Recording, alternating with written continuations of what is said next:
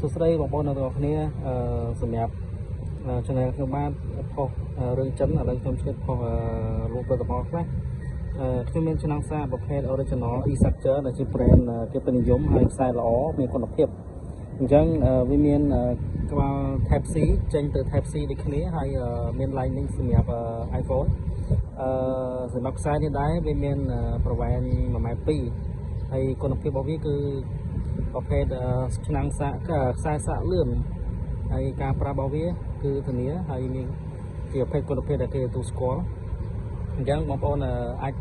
ជារកទិញនៅក្នុង channel របស់ខ្ញុំឬក៏នៅក្នុងវីដេអូរបស់ខ្ញុំបានខ្ញុំនឹងដាក់លេខទូរស័ព្ទនៅលើចំណងជើងឬក៏វីដេអូបងប្អូនអាចរកទិញបានហើយតម្លៃអត់ថ្លៃប៉ុន្មានទេតម្លៃដូចជាត្រឹមតែ$8ទេបងប្អូន$8អញ្ចឹងតម្លៃ$3ប៉ុន្តែទទួលបានគុណភាពឆ្នាំងសាកខ្សែសាកច្រឡំឆ្នាំងសាកទទួលបានគុណភាពខ្សែសាកខ្ពស់ស្វិតប្រើប្រាស់បានយូរមិនងាយមានបញ្ហាមួយដល់មួយអញ្ចឹងបងប្អូនចាប់អារម្មណ៍អាចទាក់ទងខ្ញុំបានតាមរយៈលេខទូរស័ព្ទដែលមានជាប់ Telegram អរគុណច្រើន